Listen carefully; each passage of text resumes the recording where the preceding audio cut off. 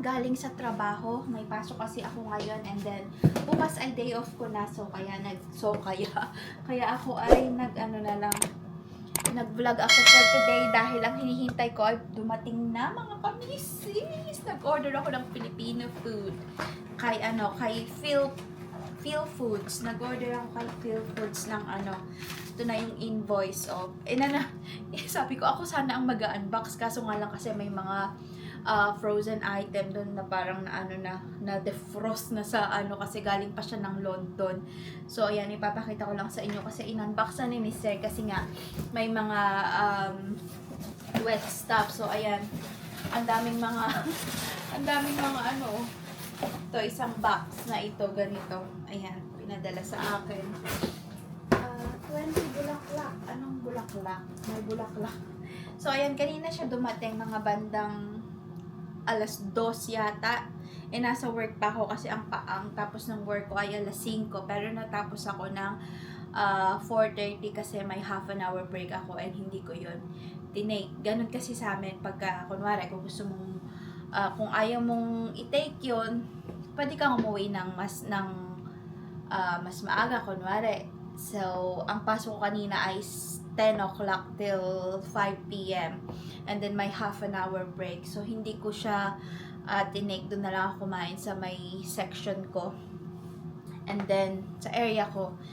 And then, yun, sabi ko kung uwi na lang ako ng maaga, ng half an hour early. So, okay lang naman yun pagka mga gano'n. Lagi. Minsan, 1 oras. So, mas maaga. 1 oras, mas maaga ako nakaka-uwi. So, ayun. And then, naglakad lang ako kasi malapit lang naman dito sa, sa amin. Dahil si Mr. ay may pasok pa, dumaan ako sa may Indian store at bumili ako ng sitaw. Ayan fresh na fresh ang sitaw, di ba? Fresh na fresh ang sitaw natin. Ang dami ko mga Filipino food, mga kamisis. And then, meron din ako nakita. First time ko pumunta dun sa may bumili pa rin ako ng sampalok. Ayun, may sampalok sila. Pero yung sampalok na hinog, nakalimutan ko, nag-order din pala ako ng sampalok sa Phil Foods. So, ayan, meron akong mga, mga hilaw na sampalok. Masarap to, diba, sa papaitan.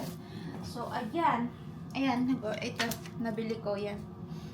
Ito yung nabili ko sa Indian store. So, sitaw at, ano ba tawag dito? Sampalok. Tamarind. And then, dun nga, meron ako nakitang Polish, Bulgarian, and English shop na nadadaanan ko rin. Hindi pa ako nakakapasok. First time kong pumasok. Kasi, buti na lang nakakita ako nito. Wala na kasi akong ganito, kutsarek. Meron silang ganitong, ganitong nasa bote na siya. Ayan, nakaganito para pataktak mo na lang. Yung kasing nabibili ko sa Morrison ay nakarepack lang. So, ayan, kailangan ko pang isalin. Ito, hindi na. Ayan. Meron kasi siyang ganyan. May, ayan, kung gusto mong marami, and then, ayan, meron siyang ganyan. Then, meron din ako nabili na parang, pistachio yata ito, baklava, pistachio baklava, ayan, ganyan. Titikman natin. Masarap. Nagluluto pala ako ng pagkain ni Mr. kasi hindi pa yata siya nagla-lunch. Alas 5 na mga kamisi. Sabi ko paglutuan ko siya ng ano lang naman yun, yung chicken bites. Ang sarap. 89 pence pistachio. Kung ba't ang hilig ko sa pistachio ngayon, meron akong pistachio ice cream. Yun ang paborito ko, pistachio ice cream dito mga kamisi. Ito gamit ko bag pagka pumapasok ako. Yung regalo ni Mr. nung Pasko, ayan. Nakita ko to sa TK Maxx, and sabi ko sa kanya, gusto ko nito. And then, binili pala niya. Inano pa niya, sabi niya, yeah, ganun lang siya. And then, hindi ko alam na, bumalik pala siya dun sa, para bilhin to. Hindi ko, kasi naghiwalay kami, akala ko, sabi ko, pumunta ka na sa sasakyan kasi wala akong mabibili. Hintayin mo na lang ako doon. Nun pala, bumalik siya at binayaran niya ito na hindi ko alam, tinago niya sa akin. And then, na-surprise ako nung Pasko na, ayun, isa pala to sa mga regalo niya sa akin. So, yeah. Meron pa kasing meron pa kami isang brioche bun dito. Ayan, ganyan. Ito lang ang iluluto ko sa kanya. Toast ko lang ng very, very light. And then, ay, teka lang, tatanungin ko pala muna kasi mag-exercise siya. So, ayan, mag-ano pa pala siya, ano bang tawag doon? Exercise 10 minutes pa daw. So, siguro i-charge ko muna itong ating malolobat na pala ako. I-charge ko muna siya. Habang naghihintay tayo ay i-hold na natin para maitabi ko na rin itong aking mga napamili. So, ayan, bumili ako ng gabi. Nakakamiss yung gabi, di ba? Dahil meron akong bagoong, pwede tayong maggabi at pak choy, o di ba? Tapos, lalagyan mo lang ng bagoong, and then, lagyan mo ng, ano bang tawag doon? Sampalok. Ay, sampalok. O, yun. Gabi na may sampalok, na may bagoong, na may pak choy. Yummy. So, ayan, may gabi tayo. Ayan, gabi. And wala akong makitang laing dito na fresh. Lahat sila ay yung mga dry na leaves. Wala sila yung tangkay. Mga leaves lang ang kaya pagka last time bumili ako nun. Pero okay naman siya. Okay naman siyang isama sa gabi.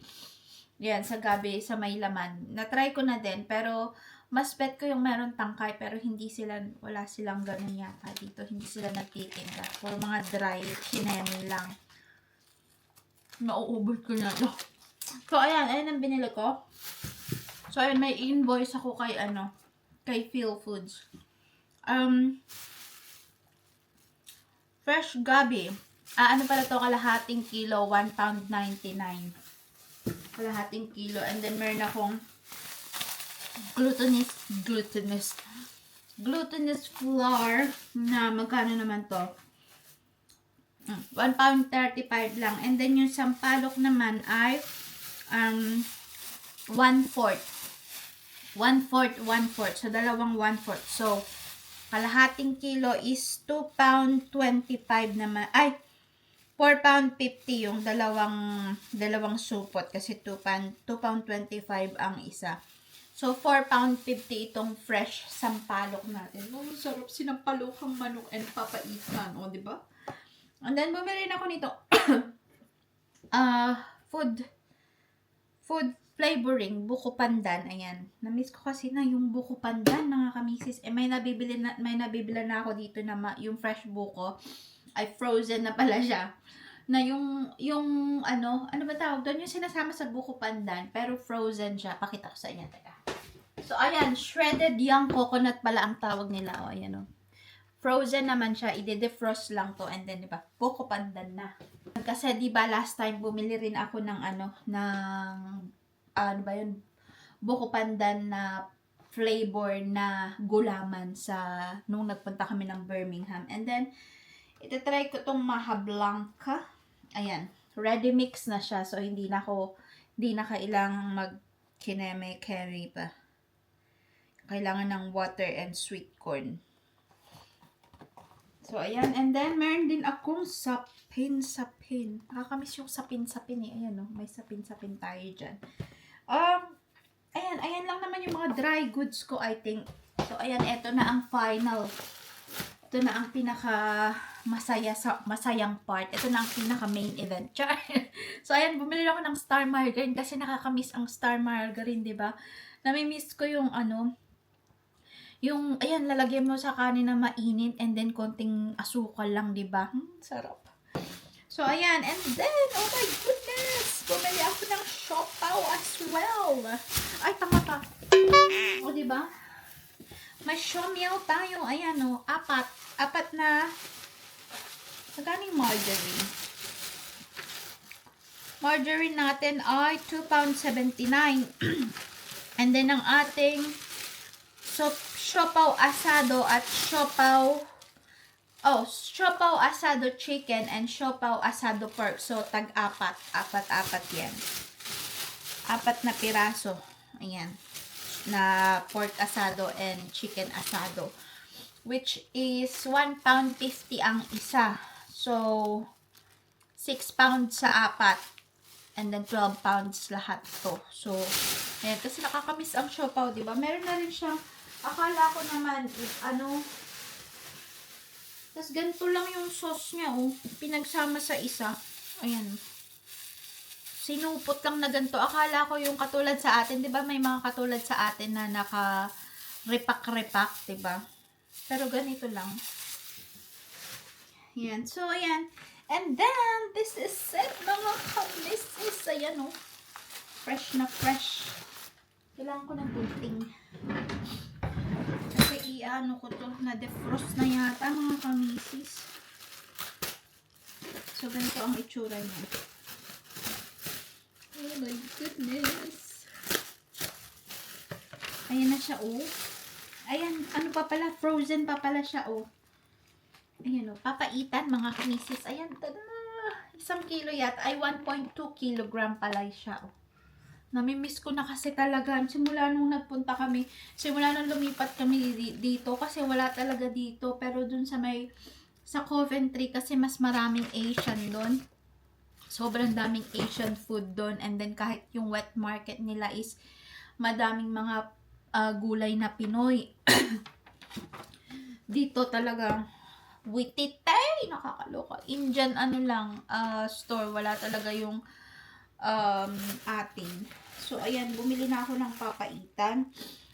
At dahil ako ay sabik na sabik, bumili ako ng dalawa. So, ayan, may dalawa akong papaitan. Which is, ano pa naman siya, frozen pa naman siya, o, diba?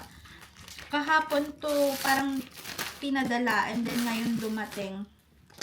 And then, meron din akong, ano tong isa? Ayan, goto kare-kare. Goto kare-kare, ayan. Magkakare-kare tayo, mga kamisis. So, diba? Siguro, ayan. Tamang-tama. Dahil meron na akong, meron na akong pressure cooker. So, madali na lang siyang iluto. So, magkano ito? Magkano ang papaitan? Medyo may kamahalan siya. So, 1.2 kilogram is 6 pound 75. So, dalawa yung binili ko, kaya 13 pound 50. And then, yung goto kare-kare naman ay 1 kilo, which is 5 pound 99. So, 1 pence na lang is 6 pounds na siya. So, ayan lang naman yung mga napamili ko. And diniliver pa nga ito sa may kabilang bahay, mga kamisis. Medyo mabigat-bigat pa nga ito. Parang nasa 9.5 kilogram, sabi dun sa sa ano bang tawag dito? Sabi dun sa may